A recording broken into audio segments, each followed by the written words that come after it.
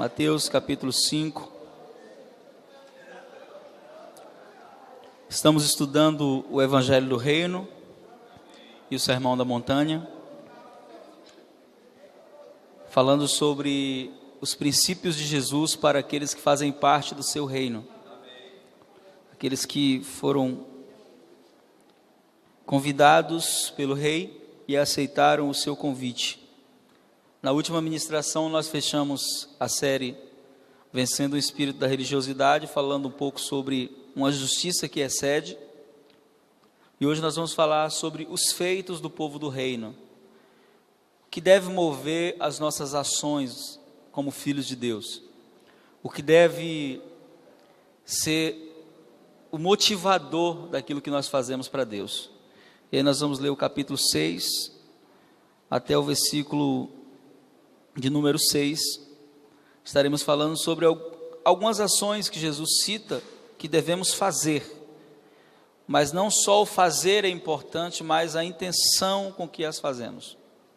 E aí ele começa dizendo assim, versículo 6, capítulo 6, versículo 1, ele diz assim: guardai-vos, Mateus 6, 1, guardai-vos de fazer as vossas boas obras diante dos homens, para serdes visto por eles. De outra sorte não tereis recompensa junto ao vosso Pai, que está nos céus. Quando, pois, deres esmola, não faça tocar trombeta diante de ti, como fazem os hipócritas nas sinagogas e nas ruas, para serem glorificados pelos homens. Em verdade vos digo que já receberam a sua recompensa.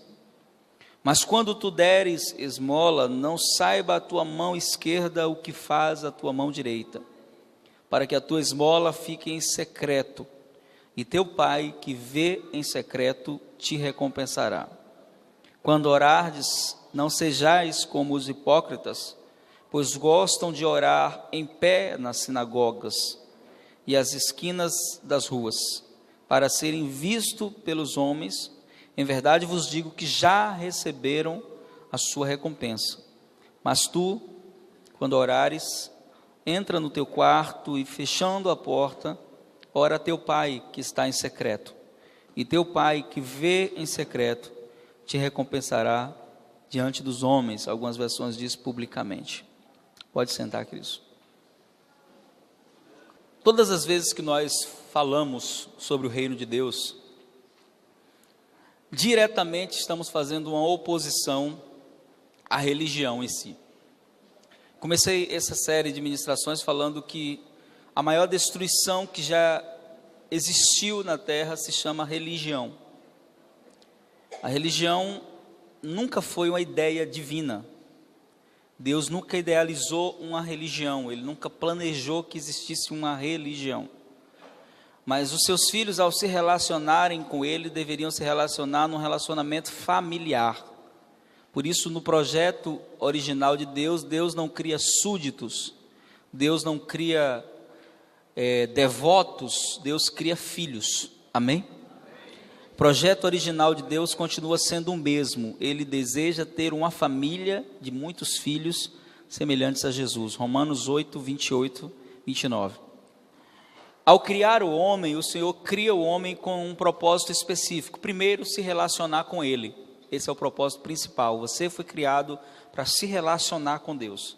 Quando isso não acontece, a sua existência perde sentido.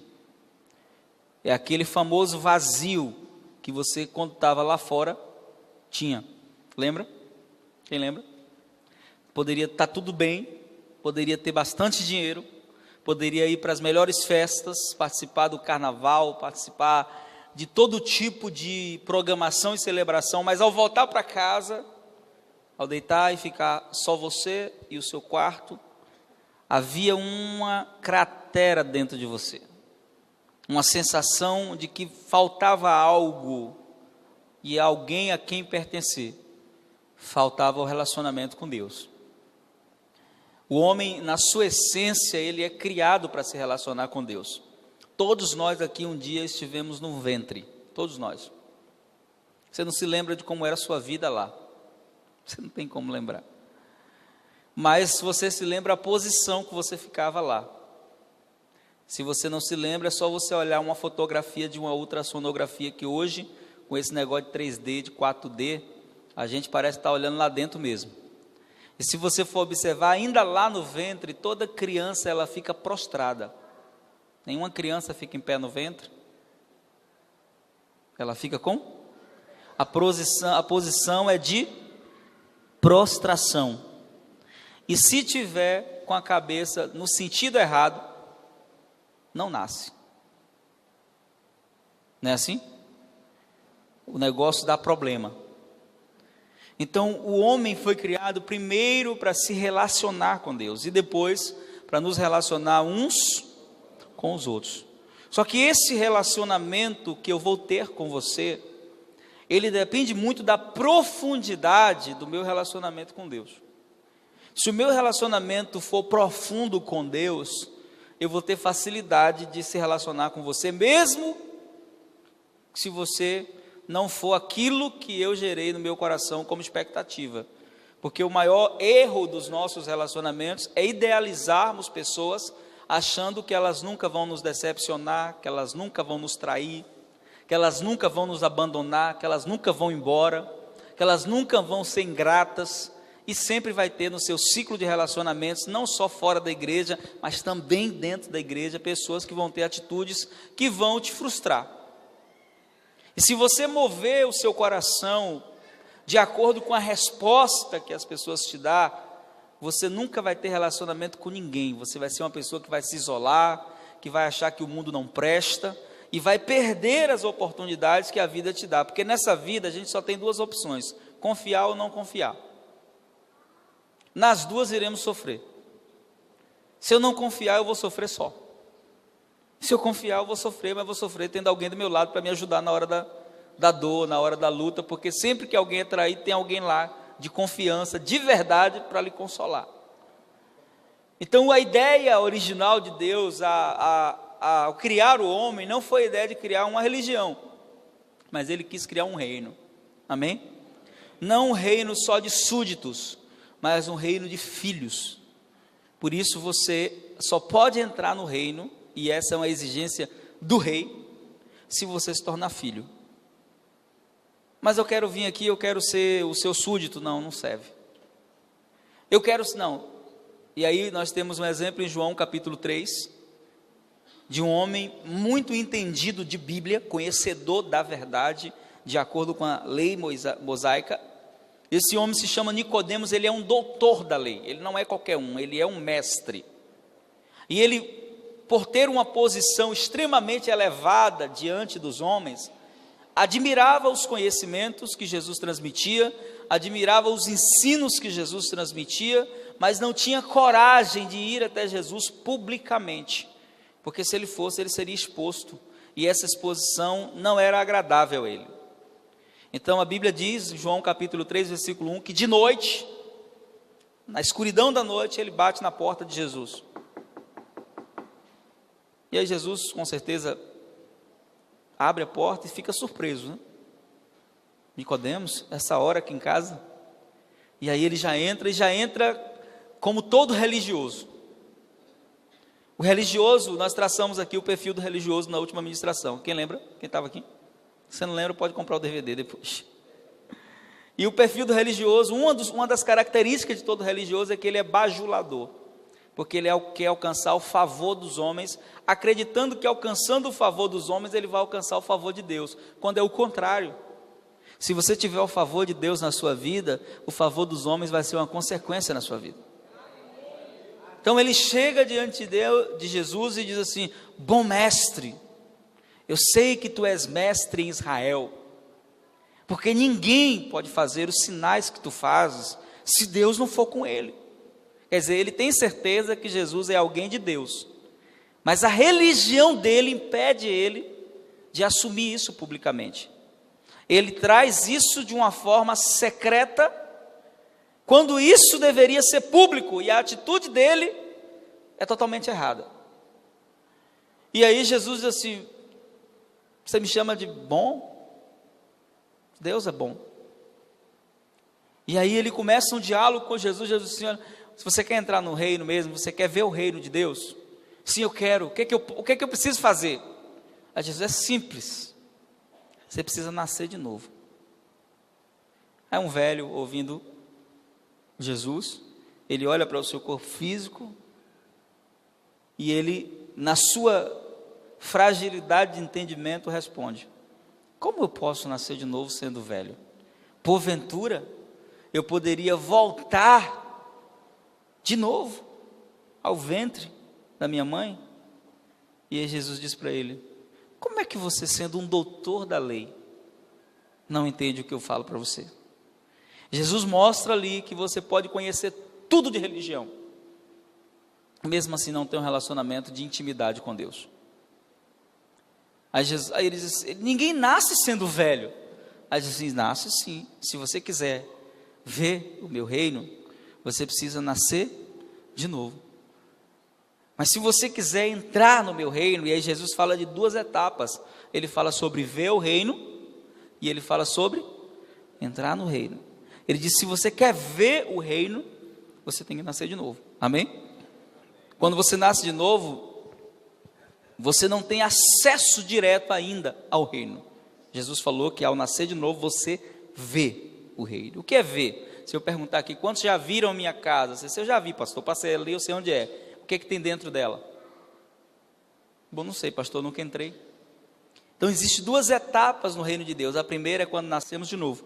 Mas Jesus continua dizendo: se você quiser entrar no meu reino, você tem que nascer da água e do Espírito. E ele não está referindo-se a essa água, nem a água do batismo. Ele está falando de desenvolver um relacionamento com Deus, onde a palavra, que é a água que nos purifica, vai lavar o nosso interior, abrindo os nossos olhos para enxergar tudo de forma diferente. Amém? Então ele explica isso para Nicodemos de uma forma que justifica tudo que ele falou aqui nesse capítulo. E aí, quando nós começamos a perceber dessa forma, nós descobrimos que a ideia de Deus nunca foi uma religião. Por que não, pastor? Porque a religião, se você for estudar até a origem da palavra, você vai descobrir que a palavra religião, ela significa religar. É o homem tentando, com suas próprias forças, reconstruir o relacionamento que foi quebrado. Mas o reino de Deus não é isso. O reino de Deus é o Rei Todo-Poderoso vindo até pessoas que não valem nada, como eu e você era, vindo até pecadores, estendendo a mão para nós, dizendo assim: eu te perdoo. E se você aceitar esse perdão, você é aceito no Rei, você é lavado no sangue dele, você recebe a nova veste, e você recebe um lugar à sua mesa, não porque você mereceu, mas porque ele resolveu te amar. Isso é o reino de Deus. Esse reino que não faz acepção de pessoas, que não tem grande nem pequeno, todos só devem ter uma posição, todos devem ser filhos dele, e essa é a única posição. Amém? Quando você começa a entender os princípios do reino de Deus, você vai descobrir que esse reino de justiça, porque é um reino de justiça, ele é muito mais real nos nossos relacionamentos e nas coisas que fazemos do que pensamos. Porque a ideia que a religião traz é de um misticismo que tenta nos colocar numa posição de deuses, tentando anular a nossa humanidade, como se ser humano, se nós sermos humanos, fosse uma coisa ruim. E aí você vai descobrir que Deus criou o homem para ser gente, para ser humano. E quando Deus quis mostrar o seu amor, ele não enviou um anjo,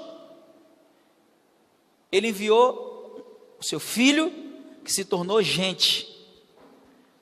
Então, quando é que eu me torno mais santo? Quando eu me torno mais gente. Gente da forma certa, porque o ser humano perdeu o sentido da vida. O ser humano hoje, na maioria das vezes, parece mais bicho do que gente.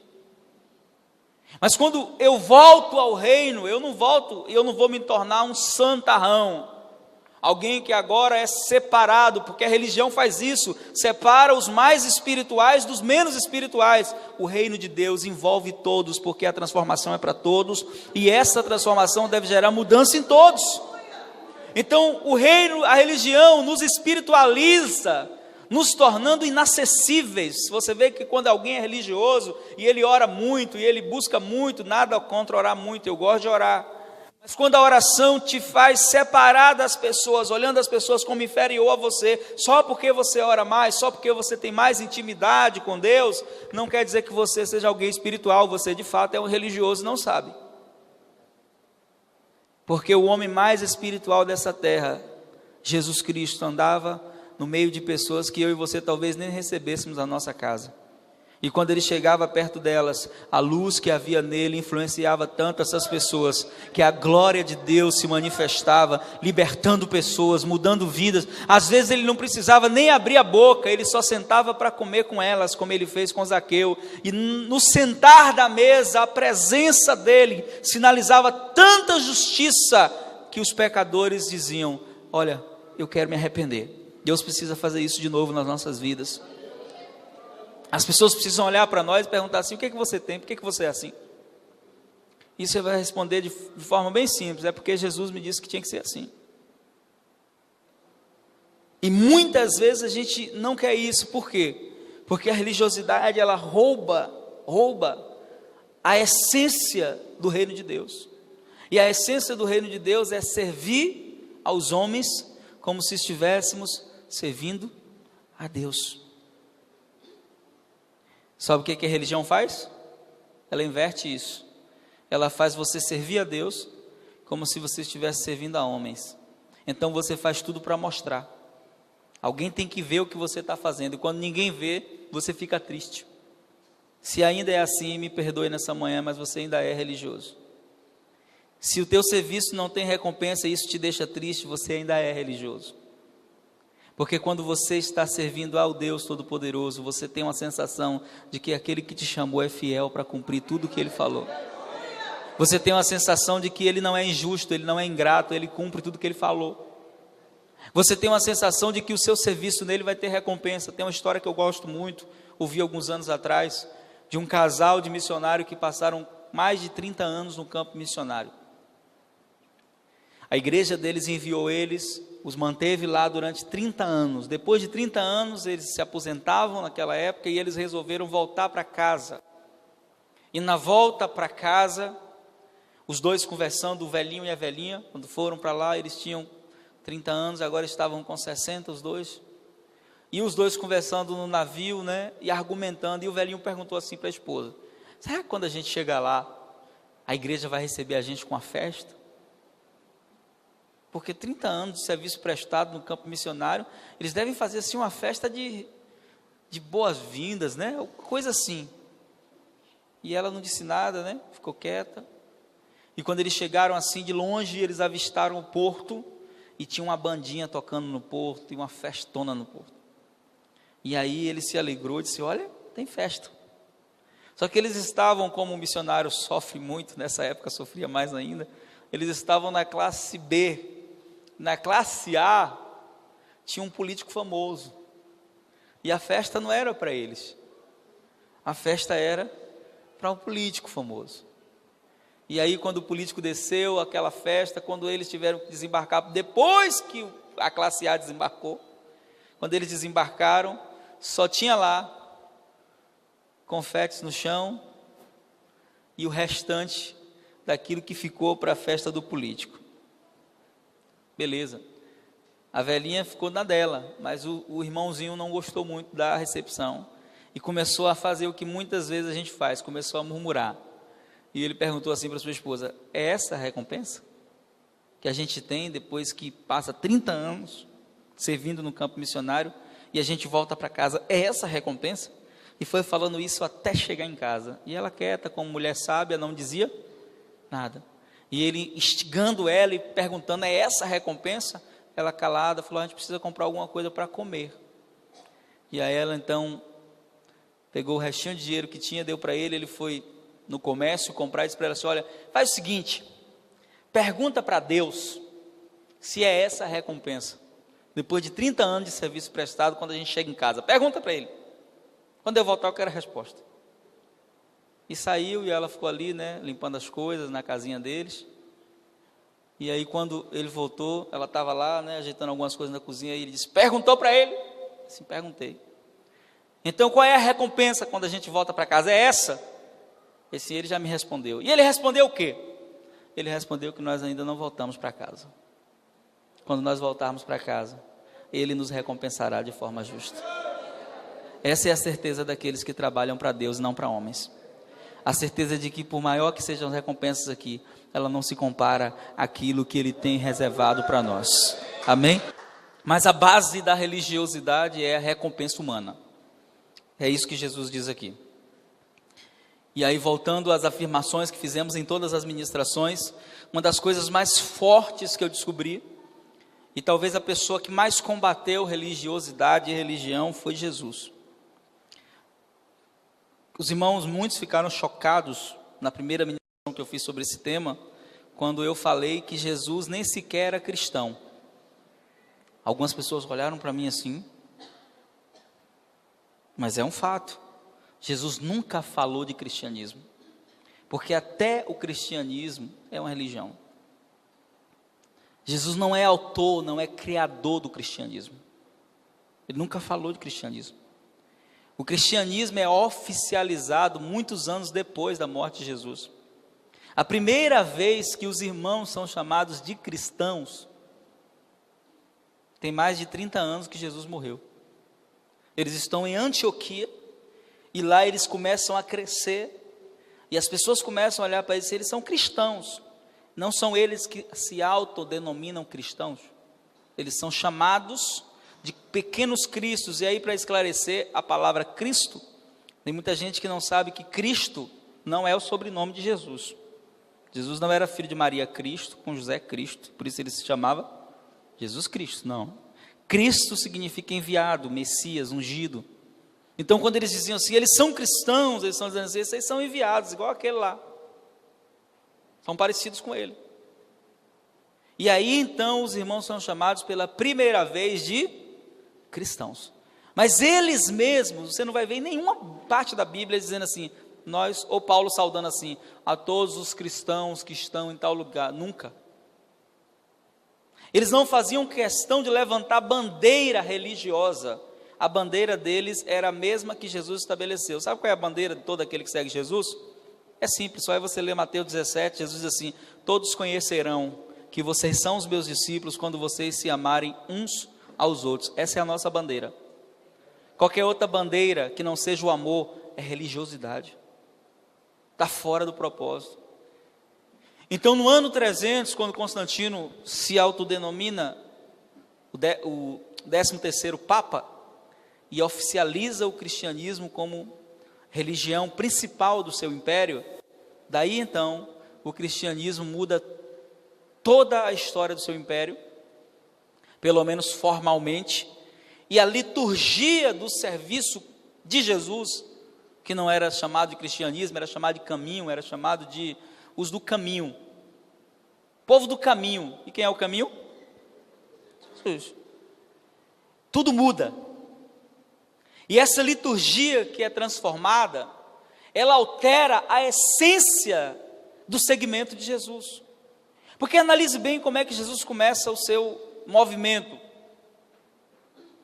O movimento de Jesus começa assim, ele vai até João, se batiza, você conhece a história? Ao se batizar, é levado pelo Espírito Santo ao deserto. Quando ele volta do deserto, ele começa o seu movimento. Sabe como ele começa o seu movimento? Procurando primeiro pessoas ocupadas. Tem aqui, é muito ocupado? Então tem lugar para você no reino de Deus, amém? Ele pega 2 irmãos que estão ali pescando, ocupados, atarefados. Mas João faz uma narrativa interessante, João, no seu evangelho. Ele diz que um dia Jesus passa assim, e o João Batista olha para eles assim, eis aí, o Cordeiro de Deus. É esse aí que eu falei, ó, é esse aí. Esse é o cara, vamos seguir ele.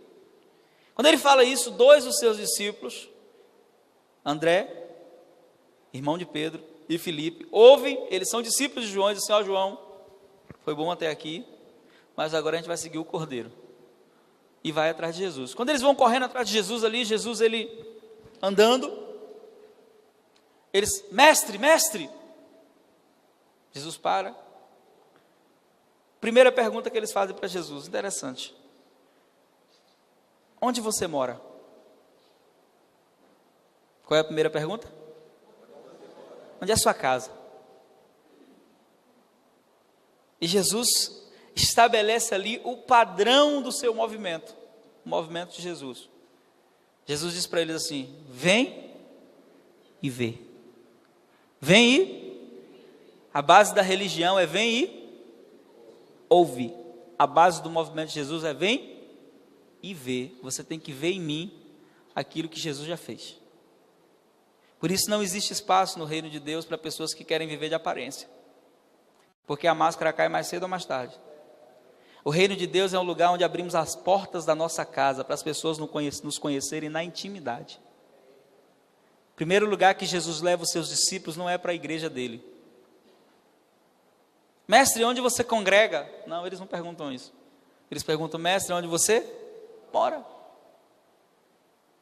Jesus poderia pegar e falar: não, primeiro eu vou levar vocês lá na minha igreja, tá? Vou apresentar vocês para o meu pastor, o sacerdote lá, e depois a gente fica amigo. Não, primeiro lugar. E aí o texto fala algo interessante. Eles vão para a casa de Jesus e passam o dia inteiro com Jesus. Não é aquela visita que Jesus ficava olhando no relógio: por que hora ele vai embora? Eles passam o dia inteiro com Jesus. Então eu aprendo uma lição sobre o movimento de Jesus. A primeira lição: os nossos relacionamentos não são baseados no que acontece aqui dentro das quatro paredes. Porque aqui todo mundo é gente boa. Aqui todo mundo está cheiroso. Aqui todo mundo está com cabelo arrumado. Nossos relacionamentos verdadeiros são consolidados na casa. Quando a gente começa a comer junto. Quando a gente começa a abrir as portas um para o outro. Eu digo assim: vem na minha casa. Porque quando você vem na minha casa, você descobre quem eu sou. De verdade. Aquilo que eu sou aqui é até uma boa aparência, é bonito, mas você vai me conhecer quando você for na minha casa. E eu quero dizer que a minha casa está aberta para qualquer um de vocês, a hora que vocês quiserem chegar. Nós sempre convivemos nesse princípio. Quem nos conhece de perto sabe disso. Pode chegar na nossa casa a hora que quiser, não precisa avisar que está indo. O que tiver a gente come, o que tiver a gente bebe, e se precisar dormir, se for preciso sair da minha cama, eu e minha esposa a gente sai e vai dormir lá no chão para dar a cama para você. Por que a gente faz isso? Porque a gente entende que foi isso que Jesus ensinou. Não tem essa separação que a religião cria, aonde coloca as pessoas num patamar de inalcançável. Você olha para a figura do pastor e às vezes você diz: meu Deus, quando é que eu vou chegar lá? Gente, nós somos pessoas iguais. Se Deus colocou alguém numa posição de autoridade, Ele fez isso porque essa pessoa trilhou um caminho de obediência, mas isso não deve ser usado para pisar em ninguém, para humilhar, para criar separação, de forma alguma, porque a religião faz isso. Mas o reino de Deus é um reino de filhos que são servos, de filhos que estão dispostos a abrir, não só a casa, abrir o coração, porque muita gente abre a casa, mas não abre o coração, não é assim? Coração aberto. Eu lembro que um dia chegou um discípulo na minha casa, um irmão, e eu estava brincando com os meus filhos de uma brincadeira que era das que eles mais gostam. A gente chama brincadeira de agarrar. Era assim: eu me deitava no chão, e eles 5, muita gente não sabe, mas eu só tenho 5 filhos, eles 5 tentavam me manter no chão, e eu prendia eles, sabe como é, né? E aí era assim: eu prendia um e os outros tinham que soltar. E eles amavam essa brincadeira, eles amavam isso mais do que qualquer coisa. Até hoje a gente brinca, só que hoje eu não brinco muito, porque hoje eu perco. Eles cresceram, né? Então hoje eles conseguem escapulir fácil. Mas nessa época a gente brincava de agarrar. E um dia chegou um irmão lá em casa e eu estava brincando de agarrar com eles. E rolando pelo chão com eles, e o irmão estava me olhando assim estranho, né? E eu percebi que aquilo estava escandalizando ele. Poxa, o pastor fazendo isso? Aí ele disse assim: pastor, eu vim aqui falar com o senhor. Eu falei: você espera 10 minutinhos só terminar aqui com eles? E aí ele ficou ali, nós brincando ali e tal. Quando acabou, eu falei: vou tomar um banho que eu estou suado. Eu voltei para atender o irmão. Falei: senta aqui, querido. Eu falei: você está com a cara de assustado? Você viu alguma coisa assim anormal? Esse pastor não sabia que o senhor brincava, não? Assim, sério? O senhor brinca de luta com seus filhos? Falei, não brinco de luta não, eu estava brincando de agarra. Mas na mente daquele irmão, aquilo ali era um pecado. Aquele momento de construção de relacionamento entre eu e os meus filhos, para ele, não deveria ser feito. Sabe por quê? Porque a religião não nos permite ser gente. A religião rouba a nossa essência. Tira a nossa humanidade como se ela fosse totalmente a causa, e ela não é. A causa é o pecado. E na maioria das vezes o pecado está relacionado ao que está aqui dentro, lá na intenção do coração. E Jesus, ao ler esses versículos que nós lemos, ele fala disso. Porque Jesus nunca condenou os fariseus porque eles faziam coisas erradas. Já falei isso aqui. Aqui está, Jesus condena os fariseus porque eles faziam as coisas certas, com a intenção errada. E Jesus começa dizendo, guardai-vos. Ou seja, nós temos que guardar a nós, guardar o nosso coração de quê? Aí ele fala, de fazer as vossas boas obras diante dos homens para serem vistos por eles. De outra sorte, a recompensa diante do Pai não vai haver. O que Jesus está falando aqui? Ele está dizendo que todas as vezes que você for fazer o bem para alguém, você não deve achar que só porque você fez aquilo, você deve ser homenageado por aquilo. Nós conhecemos a lei da recompensa, e ela deve ser exercida sim. Mas o que Jesus está falando aqui não é do reconhecimento. Eu tenho algumas pessoas que trabalham diretamente comigo, que fazem parte da equipe do Radicais e outras equipes que a gente tem pelo Brasil. E eu sempre as recompenso com elogios, com motivação, por aquilo que elas fazem, porque isso as mantém mais focadas. Jesus não está falando de que o reconhecimento não deva existir. Ele está dizendo que a intenção do nosso coração, ao fazer algo por alguém, não deve ser sair por aí contando. Você viu o que eu fiz? Porque isso pode gerar até um aplauso humano. Mas Deus quer que você faça para Ele e por amor a Ele. Ele fala da esmola, né? Quando, pois, deres esmola, não faça tocar trombeta diante de ti, como fazem os hipócritas, pelas ruas, nas sinagogas, para serem glorificados pelos homens. Em verdade vos digo que já receberam a sua recompensa. E a esmola aqui fala justamente de nós exercermos caridade. Existe uma coisa que muita gente não sabe, né? Esse dia eu estava ensinando isso para uma pessoa, ela falou, poxa, eu nunca pensei nisso. Quando eu falo sobre finanças no reino de Deus, eu digo que dar, é um princípio de todo aquele que entendeu o reino de Deus, porque o reino de Deus é um reino de doação. Amém? Quem plantou essa semente? Você sabe, se você plantar milho, vai nascer o quê? Vai nascer jaca, não vai nascer manga, vai nascer milho. E quando Deus plantou uma semente para começar o seu reino, por que eu estou falando que Ele plantou uma semente? Porque Jesus falou que o reino de Deus é como uma árvore. Quando Deus plantou uma semente, a primeira pessoa que deu alguma coisa foi Deus. Ele deu seu Filho. A Bíblia diz, Deus amou o mundo de uma tal maneira que fez o quê? Deu. Então o reino de Deus começa com doação. Quem está no reino de Deus não gosta de dar nada para ninguém, não entendeu o reino. E no dar existe uma separação que muita gente não sabe.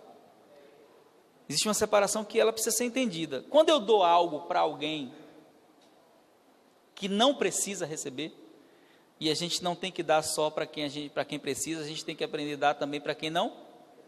Por quê? Porque às vezes a gente só dá para quem precisa. Mas se você tem um amigo, ele tem dinheiro, às vezes mais dinheiro que você, e ele faz aniversário, e você dá um perfume para ele, você sabe que aquele perfume, comparado ao que ele tem, não é? Então você não está sendo caridoso, dando um perfume a ele. Você está sendo generoso. Amém? Existe uma diferença grande entre generosidade e caridade. Muita gente faz caridade pensando que está exercendo generosidade. Generosidade é quando eu dou para quem não precisa. E caridade é quando eu dou para quem? Nós temos que exercer os dois: generosidade e caridade. Por quê? Porque quando nós fazemos isso, nós enviamos uma mensagem no mundo espiritual. Eu não preciso estar necessitado para receber, eu posso receber mesmo tendo, quando eu exerço generosidade. E quando eu exerço caridade, eu estou enviando outra mensagem para o meu coração. Qual é a mensagem que eu estou enviando? Quando eu estiver necessitado, Deus vai levantar alguém para me suprir. Então, exercer generosidade e caridade. Nessa aqui, Jesus está falando só de caridade. O que é caridade? É quando você percebe que alguém não tem, e você tem, e abençoa essa pessoa. Isso deve ser parte da vida de todo aquele que conhece Jesus de verdade. Porque a primeira linguagem que nós temos em relação aos bens que temos como súditos do rei, é que nada é nosso, tudo é dele. Nós somos apenas mordomos, cuidamos daquilo que é dele, amém? Quando a gente vai falar, por exemplo, de dízimo, aí tem gente que fala assim: você sabe que 10% do seu dinheiro é de Deus. Isso não é verdade, isso é mentira. Deus não é dono de 10% do seu dinheiro, Deus é dono de tudo na sua vida. Tudo. O ar que você respira agora, foi Ele que te deu. Você só levantou hoje pela manhã porque Ele quis que você levantasse.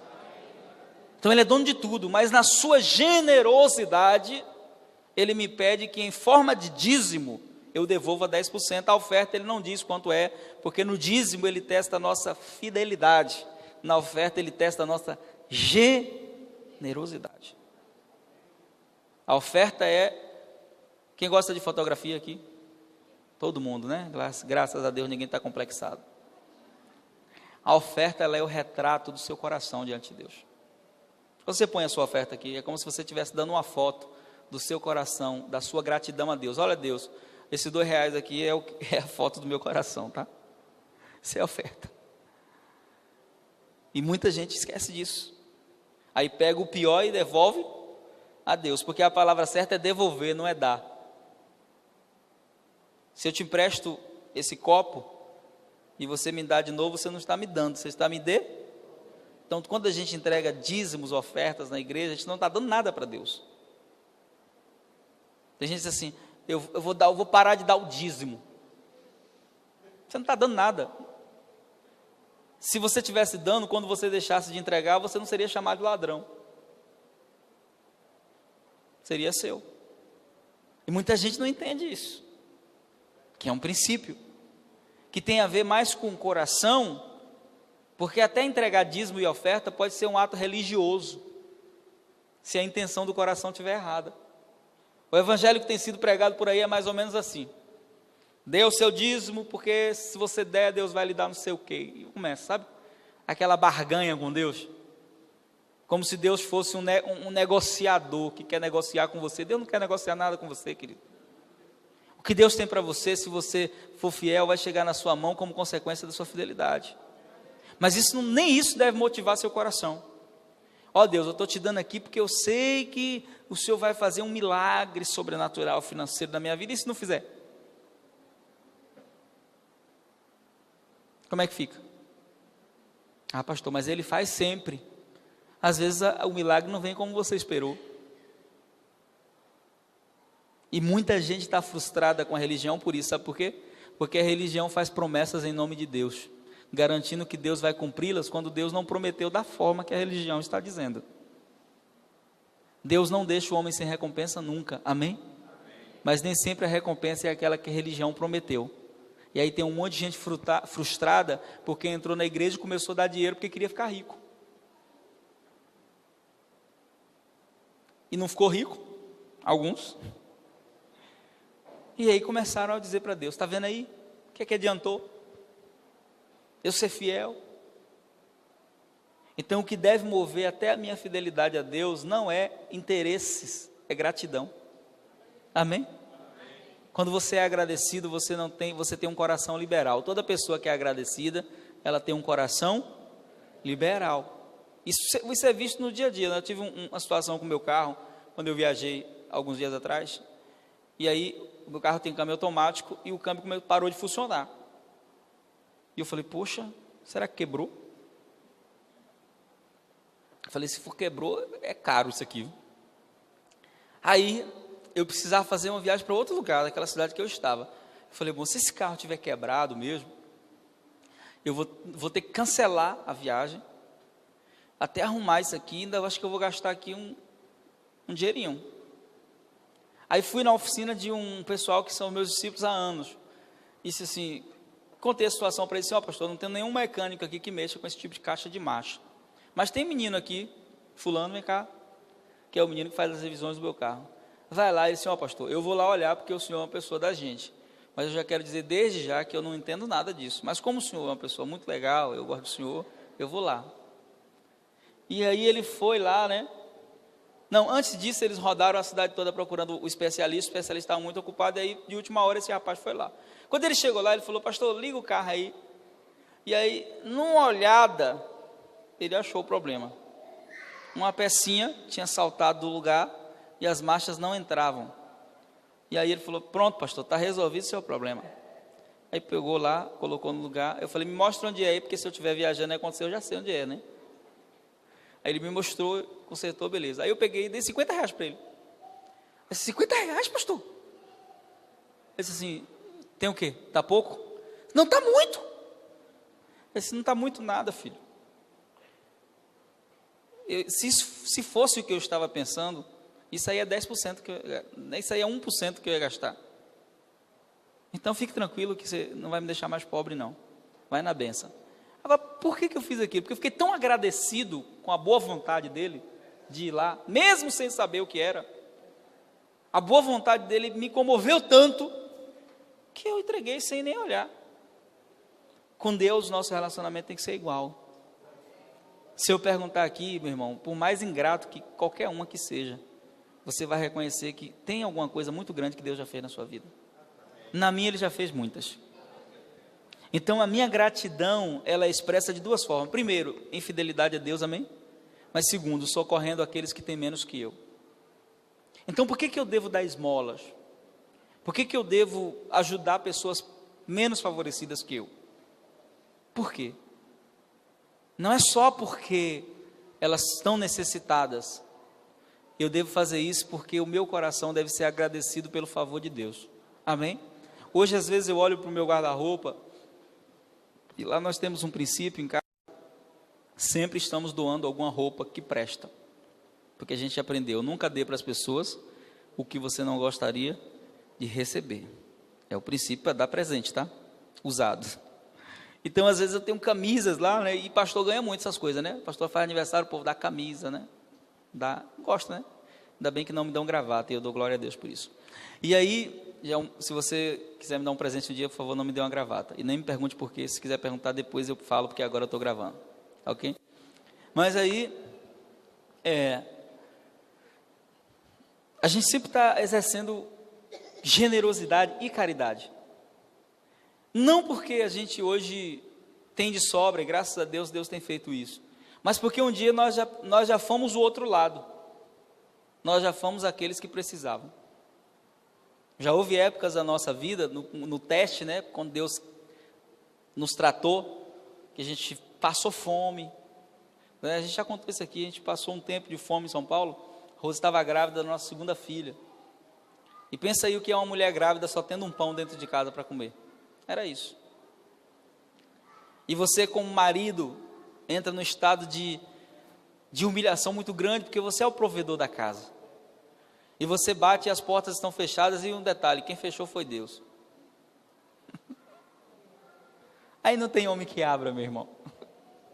Porque, na verdade, Deus não está querendo te humilhar, nem te fazer passar fome, Ele está querendo te ensinar, te tratar. E aí quando a coisa estava apertando, que a corda estava quase estourando, a gente orava. Aí de repente, aquela voz vinha assim, abre a porta, a gente abria, tinha uma cesta básica lá. Quem colocou? Até hoje eu não sei quem foi esses anjos que Deus enviou. Pessoas que cumpriram esse princípio, que não deram porque queriam aparecer. Elas queriam nos socorrer. Quando não era assim, chegava o garoto do mercado e dizia assim, pastor, alguém foi lá e disse para o senhor ir lá fazer uma compra no valor de tanto. E eu perguntava, quem foi? A pessoa disse que não era para dizer quem é. Pessoas que entenderam isso aqui. Aí a gente ia lá no mercado, às vezes chorando por ver o cuidado de Deus. E fazia compra e comia. Então a gente passou por situações onde a gente sabe o que é fome, né? Às vezes eu vejo a pessoa falar assim, eu estou morrendo de fome. Eu falo, não fale isso não, porque você não sabe o que é fome. Eu sei. E porque eu sei, eu não deixo ninguém com fome. Porque eu sei o que não é ter um sapato para calçar. Eu já fui em lugares assim que eu olhei o irmão, já fiz isso. E dei meu sapato. Voltei para casa andando. Porque eu tinha mais em casa. E por que eu fiz isso? Porque eu sei o que é estar do outro lado. E o reino de Deus nos ensina isso. Se você quer saber o que é não ter, se coloque no lugar da pessoa um pouquinho. Porque às vezes, irmãos, a religião nos torna muito hipócritas. Essa é a palavra que Jesus usou. A gente vive de aparência. Às vezes tem irmãos dentro da igreja do nosso lado que estão necessitados, mas a gente não sabe disso, porque a gente não tem intimidade, nem demonstra uma postura de humildade. A pessoa fica até com medo de pedir alguma coisa para a gente. A Bíblia diz, comunique as vossas necessidades aos santos, mas às vezes a gente fica com vergonha, porque aquela pessoa transmite uma postura tão inacessível, que a gente diz assim, poxa, eu não vou pedir para esse cara não, porque ele pode me humilhar. E aqui o Senhor nos ensina que nós temos que ser caridosos, mas não pode ser uma caridade movida por interesses errados. Não pode. Porque tem gente que é tão doente que ela humilha até dando. Já viu gente que ela humilha as pessoas até dando alguma coisa? Aí, eu estava passando fome aí, eu dei para ele. Ó. Isso é uma pessoa doente de alma. Que quando você é curado, você não expõe ninguém. Você não fere ninguém porque você sabe a dor de ser ferido. Então Jesus vai falando sobre isso, ele fala sobre esmola, ele fala sobre muitas coisas, e aí eu quero terminar dizendo o seguinte, ele termina falando de oração. E Jesus ensina que as nossas orações, elas não podem ser um sinalizador de espiritualidade. Por que não? Porque tem muita gente que ora muito, eu conheço gente que ora muito, mas que, infelizmente, a vida não condiz muito com o que ele faz na oração. Então orar é muito bom, eu posso dizer que eu sou um homem de oração, sem medo de errar. Eu amo orar, é uma das coisas, sabe uma das coisas que mais me admira em uma pessoa, quando ela é uma pessoa que ora de verdade, que tem paixão por Deus, e que vive uma vida de acordo com essa paixão. Mas Jesus fala aqui que as nossas orações, elas não podem nos colocar acima daqueles que oram menos que nós. As nossas orações, elas não podem ser um argumento para humilhar pessoas, nem para nos fazer mais espirituais e aparecer, né? Ele diz, quando você orar, você deve entrar no seu lugar secreto. E eu aprendi isso, que tudo que eu manifesto aqui, não é construído aqui, é construído no lugar secreto. Por quê? A verdadeira intimidade com Deus não é refletida no momento do culto, mas naquilo que você faz quando ninguém está vendo. Como é que você se comporta em oração diante de Deus quando ninguém está vendo? Um dia uma pessoa me perguntou assim, pastor, o senhor não é muito do reteté, né? O senhor nunca viu o senhor dando terra, nunca viu o senhor fazendo isso. Eu falei, mas não é porque eu não faço que eu não acho que é de Deus também, tá? Porque tem gente que pensa assim, pastor Santos não faz, nunca vi ele no mistério. É de Deus, não é de Deus? Irmãos, Deus toca cada pessoa da forma que Ele quer tocar, amém? Essa não é a forma dele me tocar, mas Ele toca algumas pessoas dessa forma. E aí eu disse assim para essa pessoa assim, Deus não me toca dessa forma. Mas o senhor acha o quê? Que é de Deus? Eu falei assim, se for feito quando ninguém está vendo também, então é de Deus. Porque tem gente que só faz quando está todo mundo. Então, meu irmão, me perdoe, mas não é de Deus. Eu tive uns discípulos que viajaram comigo, que eles eram do reteté, né? Viajaram muitos anos comigo, 5 anos. E eles eram totalmente diferentes de mim. Então, às vezes eu estava pregando assim, eles entravam no mistério, né? Os dois. E aí o pessoal achava estranho, como é que eles andavam comigo e eu não fazia, eles faziam. Só que esses dois caras, eles eram homens de Deus. E às vezes eu acordava de madrugada no hotel para ir ao banheiro, e ele estava lá no mistério, de madrugada, sem ninguém ver. E por isso eu vou dizer assim, isso é de Deus. Porque não tem ninguém aqui para ficar olhando, eles estão fazendo de fato, porque eles acreditam que Deus toca eles dessa forma. Então qualquer ação pública que não seja uma verdade no lugar secreto é hipocrisia. Agora, você pode cair, rolar pelo chão, desde quando isso seja verdade lá no seu lugar secreto. O grande problema é que a gente gosta de impressionar homens, já viu? Que tem gente que você olha para ela publicamente, ele roda, ele pula, ele cai, mas não tem caráter. Compra e não paga. É mentiroso. Que espiritualidade é essa? E às vezes gera uma crise na sua fé inocente, porque você diz assim: como é que Deus usa, pastor? Um cara desse, que eu conheço, que não vale nada. Meu irmão, nem sempre é Deus. E às vezes quando o dom está fluindo, o dom não tem nada a ver com caráter. Não tem nada a ver. Os dons e a vocação de Deus são irrevogáveis. Se fosse assim, Jesus não diria: naquele dia, muitos me dirão, em teu nome nós profetizamos, expulsando demônios. Jesus disse: espera aí, eu nem conheço vocês. Então o que mostra que eu conheço Jesus, que Jesus me conhece, não é o que eu faço, é quem eu sou. Quando as pessoas vão para minha casa, quando elas conhecem a minha intimidade. Por isso, às vezes, né, nós somos uma igreja que recebe muita gente. Isso é bom e é ruim ao mesmo tempo. Recebe muita gente que eu falo para pregar, tá? E aí tem gente que às vezes vem alguém aqui, o pessoal vai, hoje o pessoal faz isso, vem e me pergunta, né? E aí, pastor, o que é que o senhor achou? É de Deus? Eu disse: não sei. Mas pastor, foi uma benção o culto. E aí eu tenho um princípio, que é um princípio meu. Se você quiser adotar, amém. Se não, fique tranquilo também.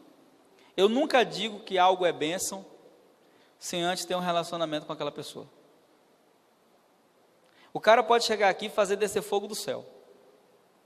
Eu vou chorar, porque eu vou ficar impressionado vendo a pessoa, descer o fogo. Eu vou me arrepiar, eu vou falar em línguas. Eu vou corresponder ao ambiente criado. Mas depois, quando alguém me perguntar assim: aí pastor, é uma bênção? Assim, é usado. Agora, para dizer que se é bênção, eu preciso conhecer a casa dele, eu preciso saber como ele trata a esposa dele. Eu preciso saber como ele trata os filhos dele. Eu preciso saber como ele trata quem trabalha para ele. Aí depois que eu conhecer, que eu ver ele tratando bem a esposa, que eu ver ele tratando bem os filhos, que eu ver ele tratando bem as pessoas que estão no círculo de amizade deles, que eu ouvi os amigos dele falando dele, dizendo assim: poxa, fulano é uma pessoa muito boa de Deus. Aí eu vou dizer assim: não é só usado, é uma bênção também. Mas até conhecer a intimidade, eu não digo que ninguém é bênção. Só porque foi usado. Porque ser usado por Deus não significa que você é aprovado por Ele. Tem muita gente usada, pouca gente aprovada. Muita gente usada. Que você vê fazer sinais tremendos, mas quando você vai conhecer a vida da pessoa, quando você vai conhecer a vida dele, se você não for alguém firmado em Jesus, você até desacredita da verdade por causa da mentira, o que é um erro. Então você precisa ter um coração equilibrado pelo reino de Deus, amém? Quando é que isso acontece, pastor? Quando eu aprendo que o maior reflexo de que alguém tem intimidade com Deus é se essa pessoa é parecida com Jesus. O apóstolo Marcondes falou algo interessante no último Radicais, ele disse algo interessante que eu gostei muito. Assim, você quer conhecer se uma pessoa é íntima de Deus ou não? Vou dar um sinal. E eu nunca tinha ouvido ninguém falar aquilo que ele falou. Se criança não gostar dela, essa pessoa não conhece Deus de jeito nenhum. E eu falei: porque as crianças queriam estar com quem? Com Jesus. Então Jesus era um cara legal. E quando as crianças chegaram, o discípulo: não pode interromper o mestre, porque ele está ocupado. Aí Jesus: para com isso, deixa bestagem, né? Se Jesus fosse baiano, bestagem. Deixa vir as minhas criancinhas, porque delas é o reino. Aí pega, senta lá, pega uma criancinha, coloca no colo e diz assim: olha, vocês querem ser grandes no meu reino? Sim, mestre. Sejam como essas crianças. Elas não vieram aqui porque eu opero milagres, elas não vieram aqui porque eu posso dar alguma coisa para elas. Elas vieram aqui porque elas queriam me conhecer somente. E se vocês não forem como essa criancinha aqui, de modo nenhum, vocês serão grandes no reino de Deus. E os discípulos começam a perceber. Começam a perceber que o reino de Deus é tudo ao contrário. O reino de Deus é tudo ao contrário, sabia disso? Para ser grande, tem que ser pequeno, meu irmão. Para receber, tem que começar a dar. Não tem jeito. E quem não respeita esses princípios, se decepciona. Porque Deus não vai mudar os princípios do reino dele. Para viver, tem que morrer no reino. Para ganhar, tem que aprender a perder. A gente já entra no evangelho perdendo, irmão. Esse negócio de que a gente entra no evangelho ganhando é engano. Eles enganaram. Já começa assim: quem quiser vir após mim tem que perder a própria vida. Continua sendo assim, amém? Não mudou. Jesus não mudou a constituição do reino. Quem mudaram foram os homens. Vamos botar aqui umas emendas constitucionais, né? Você vem, aí você dá seu carro, você vai ser pastor, você vai ser obreiro. Isso pode até acontecer dentro das igrejas, mas no reino de Deus não é assim não. No reino de Deus, a porta continua sendo a mesma, tem que se arrepender. Se não se arrepender, meu irmão, pode ser juiz, pode ser quem for. Pode ser quem for lá fora. Para entrar no reino de Deus, só tem uma posição no reino de Deus: filho. Depois que se torna filho, aí vem a segunda: servo. Fora isso, eu não conheço nenhuma outra. Se tiver, alguém inventou. Porque o rei que veio aqui, ele pisou e disse: o filho do homem não veio para ser servido, ele veio para servir. Se ele, sendo rei, fez isso, o que é que eu vou fazer? Então que você nessa manhã guarde seu coração da religiosidade. Que você não se preocupe muito com o que as pessoas falam. Porque muitas vezes elas vão falar mal de você mesmo você sendo correto. Que você não se preocupe com o que a sua família fala de você, desde quando você tem uma vida com Jesus correta. Mas que você viva para Deus, não para impressionar homens, nem para tentar impressionar Deus, porque isso é impossível. Mas você viva para Deus movido por um sentimento só: eu sou grato pela cruz, eu sou grato pela tua entrega, eu sou grato por aquilo que tu fizeste, eu sou grato. E essa gratidão deve mover tudo na nossa vida, amém? Vamos orar em nome de Jesus, fique de pé. Você pode aplaudir Jesus por essa palavra?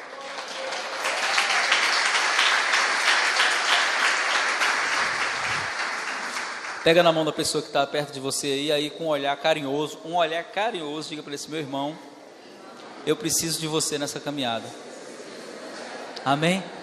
Diga assim: sozinho eu não vou conseguir, eu preciso da sua ajuda. Por isso eu quero orar por você agora, para você ficar forte, porque se você estiver forte, quando eu precisar, você vai poder me levantar, amém? Você vai orar por esse irmão agora. Pai, em nome de Jesus, nós oramos nessa hora uns pelos outros. A tua palavra diz que quando nós oramos uns pelos outros, nós podemos ser curados, nós podemos ser sarados. E nós queremos orar nesse momento para que o Senhor venha e o Senhor gere no nosso coração um sentimento de amor, de graça, de paz, onde nós possamos viver para Ti, para a Tua glória, para Teu louvor. Arranca do nosso coração todo sentimento de religiosidade, arranca do nosso coração todo sentimento que nos rouba da Tua palavra, que nos rouba da Tua presença. Arranca do nosso coração todo sentimento que é contrário à Tua vontade. Arranca, Senhor. Não deixe que tenhamos um coração religioso, não deixe que tenhamos um coração movido por coisas erradas, mas que o nosso coração seja movido pelo princípio, que tudo que fizermos seja para a Tua honra, seja para a Tua glória, seja para o Teu louvor, seja porque primeiro o Senhor fez, antes de qualquer um de nós fazermos qualquer coisa. Eu oro por cada irmão aqui nessa manhã, por cada pessoa que entrou nesse lugar, e eu Te peço que o Senhor estabeleça em nosso meio um coração de servo, um coração de irmãos, onde nós venhamos rejeitar tudo que é contrário à nossa comunhão e ao Teu propósito para nossas vidas. Nós Te bendizemos nessa manhã, abençoamos cada família, cada casa, cada lar das pessoas que estão aqui. Obrigado, Senhor, pela vida de cada um dos Teus filhos. Que o Senhor continue nos guardando, nos abençoando e nos levando a viver a verdade do Teu Evangelho, em nome de Jesus, amém. Dê um aplauso mais uma vez a Jesus. Glória a Deus.